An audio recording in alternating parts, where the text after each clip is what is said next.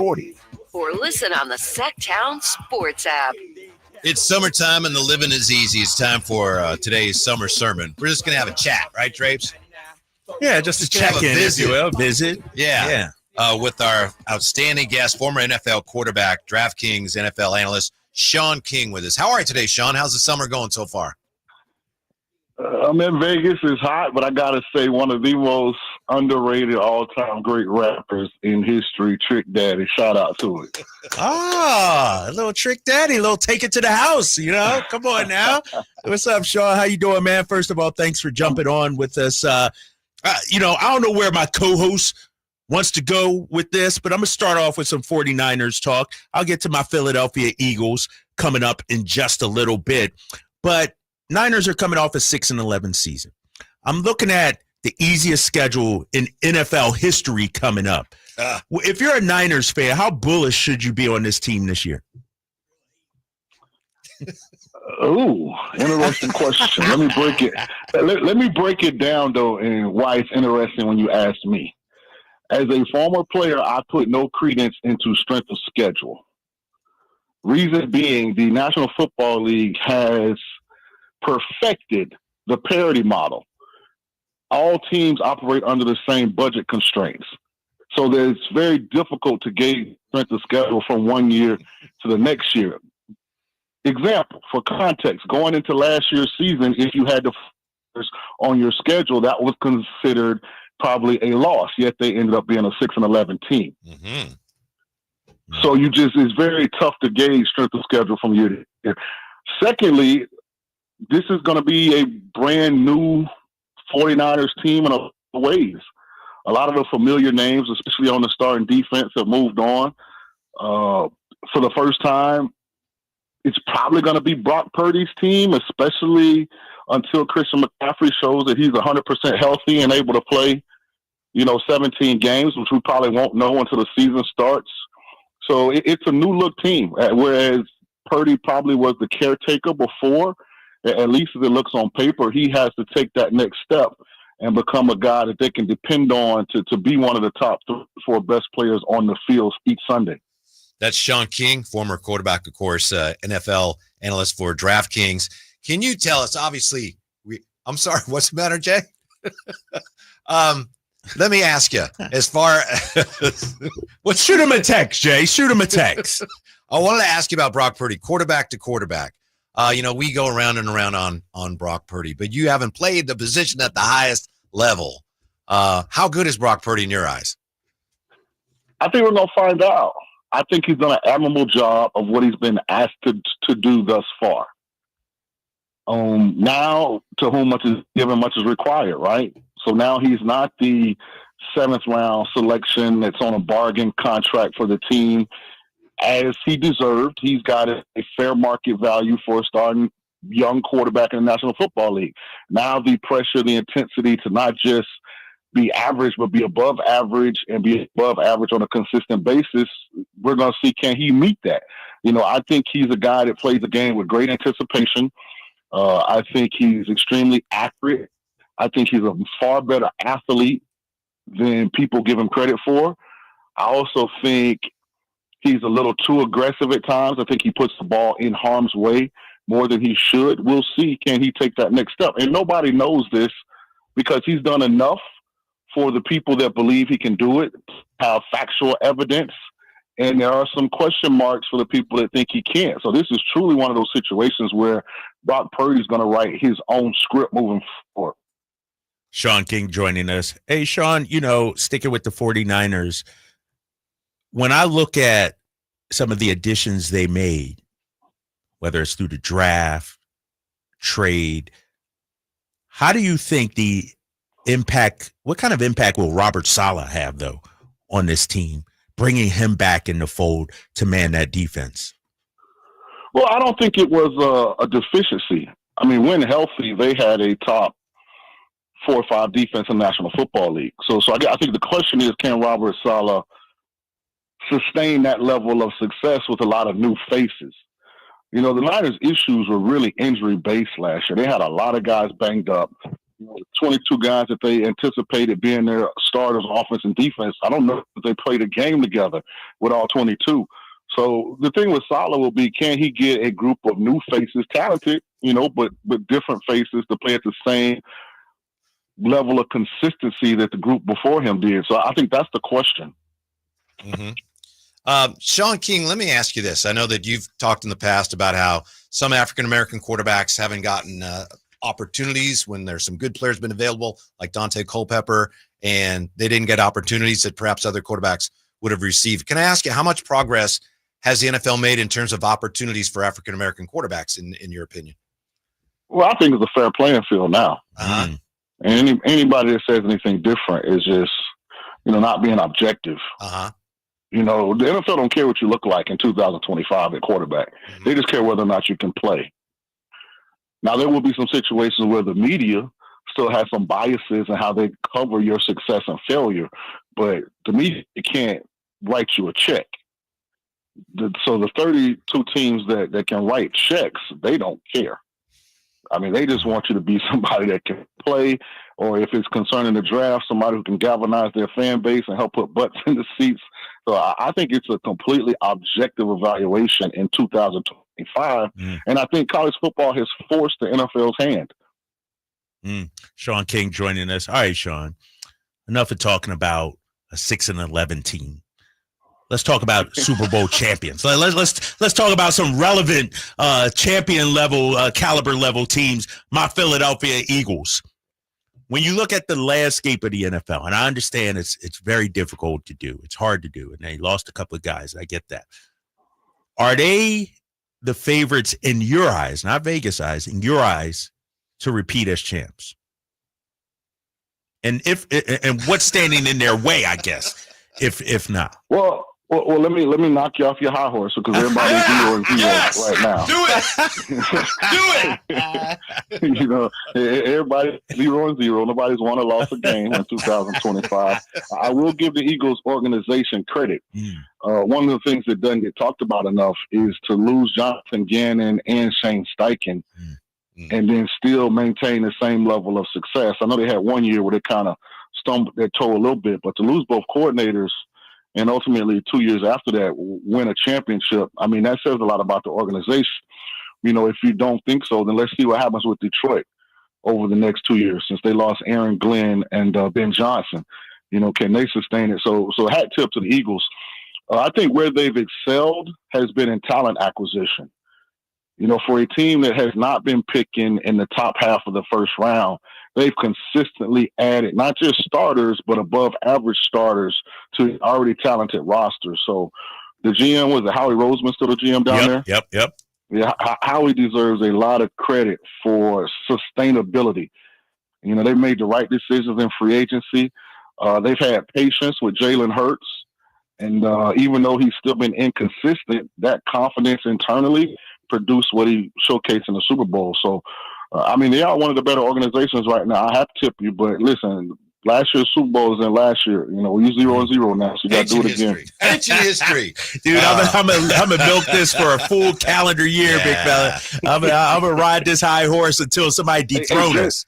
Just for context, because I was on the most popular team outside of the Eagles in the city of Philadelphia, the Tampa Bay Buccaneers. We did whoop that butt at the last game at Veterans Stadium, and we whooped that butt at the first game at Lincoln Financial. Yeah. So I always, when Eagle fans start flying around me, I go ahead and tell them to hold on. Next to daddy. Shaun, you're supposed to be an unbiased journalist here. We bring you on for unfiltered, we don't want. I just want you to shoot it to us straight. X's and O's, big fella. You ain't got to let your personal biases get involved. Let me give you something to live by. The truth doesn't have emotions. It's just the truth. Speaking of the truth, Shaun, and we're catching up with Shaun King. Most of us watch football and we're as fans and we're yelling at the quarterback and that guy's terrible. And, most of us have no idea what goes into playing the position. I was a quarterback for the Vikings, Pop Warner, so I have some understanding. But seriously, I'm kidding about that. But could you tell us, what is it? What are some of the things about playing quarterback that are more difficult that most of us watch the game on TV, have no idea is even going on? I think the hardest aspect of playing quarterback in the National Football League in 2025 is expectations. The prism you look at your team's quarterback through is based on the expectations you had before the season started. And a lot of it has to do with where a young man was drafted. A lot of it has to do with what the quarterback is making from a salary standpoint. So those are the two hardest things, because the league is difficult. The defensive linemen are as athletic and talented as they've ever been. You know, the quarterbacks are the least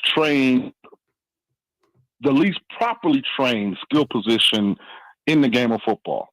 Wow. When you evaluate the quarterback position in 2025, just from a fundamental prism, it's as terrible as it's ever been. The talent level is high, but the fundamental consistency that it takes to play the position almost is non-existent. And because the coaching of the position has gone from iron sharpens iron to let's coddle or not yell, and if it doesn't work, we'll move on and replace it with something else. A lot of these guys haven't been forced to really become introspective and do the things necessary to continue their development. So that's what you're seeing right now. You see a lot of splash plays. You don't see a lot of consistent efficiency. Shaun King joining us. Hey, Shaun, I want to go back to the draft. Shedeur Sanders. You don't want to go back to the Eagles? No, I like that part. I'll get to the tush push question coming up in a minute. I'll ask him about the tush push coming up in a minute. But Shedeur Sanders going fifth round. What do you think was at play there? Because I heard you a few minutes ago talk about, you know, it's a level playing field and, you know, they don't care what color you are now or anything. What do you think happened there? Well, the number one pick in the draft was a black quarterback, Cam Ward. The most egregious thing about the entire Shedeur Sanders situation is nobody's talking about Cam Ward. Yeah. This kid came from a Division III program and went to Washington State, which is basically, what would that be? Southwestern Canada for the most part. to going to the University of Miami and playing himself into the number one pick in the draft, and by doing everything right. I think that's the storyline for this draft that's getting overlooked. But we live in an age where you only keep your job when people consume your product. So Shedeur Sanders is a bigger celebrity. He creates more clicks right now than Cam does. I just think Deion and the people around Shedeur kind of misplayed their hand slightly. You know, the draft for the people that are listening right now, you know, whether they're driving or they're at the office, you know, getting this good sports talk radio right here. The NFL draft is just like you interviewing for a job. Yeah. You can go in that interview and behave any kind of way you want to behave. You can be humble. You can be cocky. You can be confident. You can lack confidence. You can do whatever you want. But how you interview then determines whether that job decides you're fit for them or not. And so I think there were some things that happened during the process. I don't think Shedeur is a bad kid. I think Shedeur is going to be a better kid now that he's outside of the bubble of his dad and his brother Bucky and well-off media. Because he can really be himself. He don't have to live up to being the one son Deion Sanders produced that looks like he's a legitimate top-level football player. He don't have to live up to the pressure of his oldest brother, who's actually Deion Sanders Jr., trying to create his own lane, and he's doing a great job. I'm not, you know, talking down on any of it, but I'm saying the pressure Shedeur had to be under to continually produce content with your older brother there. So I think you're going to see the best version of him. And listen, you know, they created a marketing campaign called Legendary. If he's as good as he thinks he is, and I had a late first-round grade on Shedeur, so I think it's egregious, you know, what happened just from a talent evaluation standpoint after the late first round. But if he can't beat out that quarterback room, I mean, Joe Flacco is old as me. I mean, Kenny Pickett, you know, is still wearing a glove in the middle of the summer on his throwing hand. You know, Dylan Gabriel, I'll be honest, guys, wasn't a draftable quarterback in my opinion. Damn. So, I mean, he should be able to beat that quarterback room out and become the starter in Cleveland. And, you know, he's going to write his own script from there. Shaun, what do you think expectations should be? What's realistic as far as Aaron Rodgers, 41 years old with the Steelers? Oh, they Super Bowl or bust, 100%. Like Aaron Rodgers is not Shedeur Sanders. Aaron Rodgers is a first ballot Hall of Famer, multiple NFL MVP, already has a Super Bowl, to his credit. He will tell you anything that doesn't result in him hoisting the Lombardi Trophy is going to be a failure, because he's playing now for life after football. Like, what is he going to be remembered as? Right now, when they talk about the greatest quarterbacks in the history of the National Football League, Aaron Rodgers' name ain't going to come up. Number one, because he's become disliked by some of his choices off the field, as to how he deals with the media, and how he prioritizes football in the offseason. And then people are going to look at the record. Well, as great as he was as an individual talent, they only got the two, only won one. So he's going to fall behind in that all-time GOAT race. So this is for legacy. Shaun King joining us. Hey, Shaun, I said I'd mention the tush push. It's around for another year. As a quarter, guys, listen, with everything going on with Diddy, can we call it the QB? All right. Come on, guys. You had to go there, man. I wasn't even. The brotherly shove. Brotherly shove. How about that? Brotherly shove. From a quarterback standpoint, just what are your thoughts on that play? I guarantee you 100%. If you ask Jalen Hurts, he hates that play. Why do you think? Right. It's something that they've mastered, that they're effective with. It probably will determine the number 1, 2 overall pick in every fantasy football draft in America. So it does have relevance. You're right. Yeah. I mean, it adds another handful of more rushing touchdowns to Jalen Hurts and Josh Allen, the Bulls and the Bills and the Eagles, teams that use it, most consistently, especially in 5. So I don't think they should have gotten rid of it. I don't really know how you fix it. I mean, it's just kind of one of those. It's like a glitch in the game if you play video games. It exists. It's there. You got to figure out a way to not stop it, but negate its effectiveness. Shaun King, can we ask you what kind of things are you doing off the football field right now that are more important than football? I am fighting the hardest battle in life. Be seen and stay out the way at the same time. How do you do that? Like, explain that to me. How do you do that? Because that's a good line. I need to figure that out. It's almost impossible, because to get a job, they ask about your Q rating, but then when you're in the way, drama and all kind of other stuff finds you. So I'm still trying to figure it out, but I asked myself that question. I might come back on a little bit later.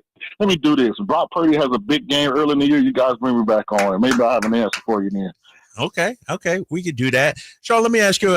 You're a lot better than a lot of the people that spend a lot of time to make a lot of money talking football. I appreciate that, man. Yeah. Call one of these big companies and tell them I keep finishing second. I've been up for quite a few jobs, man. I keep finishing second, so hopefully I'll win one of these coin flips here soon. Shaun, I want to ask you about your career. Obviously, starting for Tampa Bay, some successful seasons there. When you look at the current state of the NFL in terms of the aerial attack, throwing the ball, how does that compare to when you played late 90s, early 2000s? Well, the game back then was about efficiency. I mean, most teams didn't throw the ball over 25 times a game. So you had to be extremely efficient. Now it's about volume. The game has changed so drastically. I always tell the story, when John Gruden, one of the foremost offensive minds in the game of football, when he became the head coach in Tampa, we were under center in 2-minute offense. Like, I know people don't know what 2-minute offense is, but that was like the only time you would normally go shotgun back in the late 90s, early 2000s, and that would be 2 minutes before the half and 2 minutes in the game. If you're behind, the entire game is played in the shotgun for the most part. And the ball is thrown around the field a lot more than it used to be. The rules are now much more preferential towards offensive, explosive plays. I tell these young quarterbacks, when they start, sometimes, the money makes you talk, but the experience will humble you. And I was like, you're making more than us now, but I don't know if you could have played back then. See, when you threw the ball, the D lineman could legally take 2 steps and then fully contact you. Yeah. And that was considered a part of the game. So it was a different era. It was a different time. Happy for these young guys that are getting to, play a more open game where they can showcase their talent. And I'll never forget this, man. I was basically a shotgun quarterback my senior year at Tulane. And I got to Tampa, man. We had a fullback and a tight end, and I was 3 steps on, the boundary slant on 3rd and 4th. Good God almighty. But, you, as a young player, you try and, fit in. We didn't have a voice, to kind of express any concerns we would have had publicly, man. Boy, America's evolved a lot. I used to get my information from the newspaper. Guys, I remember you used to go outside and they would put the newspaper in plastic, and you unwrap it and find out what happened the day before. Like, it was only one sports center back then. It was at 11 at night, East Coast. The good old days. Right. So things have changed a little bit. Now a guy gets mad. He can go erase the team from his Twitter page and it's national news. So, oh, my bad, from his X page. I want Elon to get mad at me. Yeah. Hey, Shaun, coming from St. Petersburg, Florida, I've never asked you this.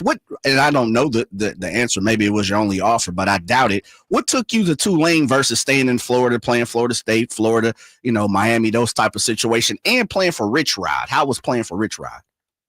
Well, in 1995, if you were 6'1", around that 200-pound mark, give or take a little bit over or under, they just didn't evaluate you to play quarterback. The number 1 and 2 quarterbacks in the state of Florida in 1995 were me and Dante Culpepper.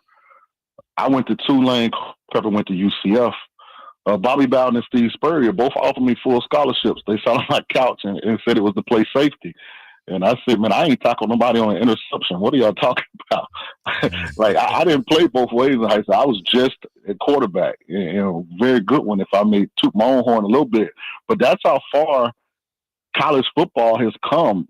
And that's why the NFL has changed, because college football has forced it to change. But back in 95, man, if you were, and this is just me telling the truth, like, I went through the process. And that just Tulane was giving me the opportunity to play quarterback. And I had offers from everywhere, guys. South Carolina, Tennessee. I think Tennessee was the only one I think was lying to me and telling me that I could play quarterback, because they had just signed Peyton Manning and Brandon Stewart the year before. So they were telling me I could play quarterback, but maybe they were lying, maybe they weren't. I know when Peyton finally left, T. Martin, was the quarterback there. So maybe they were telling the truth, but we didn't have a lot of options, as a black quarterback, not at the big schools. They viewed you as an athlete more than a quarterback, even though I only played quarterback. I hope you'll forgive me for asking this, but I want to ask you about the Bert Emanuel play. I was not pulling for your team then, but it bothers me to this day. It's a big catch. You guys have it's ruled a catch, and then they go to replay rule. It's not a catch. They go back, change the rule where it would be a catch now. How was that extremely difficult to deal with? I mean, that's just so patently unfair. And in some ways it may change the history of pro football. Well, first of all, you got to acknowledge that you were on the wrong side of history, so you weren't pulling for us back in 99. That's true. I admit. Secondly, this is one of the most egregious oversights in sports history. They did a documentary on the Bert Emanuel catch, NFL Films, and I'm not even in the mofo. They didn't ask me a question. They didn't get my opinion, and I'm still trying to figure out, like, God damn, like somebody had to throw the ball, right? That is a strange one. Well, yeah. I'm what's the dude's name that's the voice of NFL Films, or Scoobull or so? What's his name? I'm still looking for him. I know what his decision was. I was hurt by that. I really was hurt by that. Yeah. Gotcha. Oh, man. Our guy, Shaun King. All right, Shaun, you want to wrap it up here, Whitey? Yeah. Thank you, Shaun. We appreciate it. We really would love to have you back on soon, whether Brock Purdy has a big game or not. Thank you for your time, and best of luck to you. You're all one right, of a one kind. thing before I leave, man. Yeah. I know you guys do a great job there. You got a great relationship with the players. Can somebody call Deebo Samuel and tell him to move away from the table, please? Good Come Lord. on, Shaun. Hey, Shaun, it's June, big fella. It's June. He'll be all right come September. Come on now. he gonna be like Keyshawn Davis. He gonna miss weight. Thank you, Sean. All right, later, Sean. man. He's ain't We gonna miss appreciate weight. Oh, yes. One of a kind. Sean King. Oh, that was good stuff. Today's Summer sermons. Yeah. I like this. Mm-hmm. Good stuff. Yeah. It's He crazy. kinda pushed back on you on the Eagles a Yeah, little yeah. I bit. mean, I understand he's a Tampa Bay guy and everything like that, but his team ain't been relevant since he played there. So what is he? Or since Tom Brady was there? Then they So- went up Tom a couple Brady. years ago. I don't they remember beat that. the That was playoffs. a bridge 2 year. years ago. That was a bridge year. That's a lost year. That was COVID year or something like that. year. We're back to the NBA Finals when we come back. If the Thunder don't figure this out, they may be in major trouble. Next on Sactown Sports. Hey, it's Carmichael Dave here for America.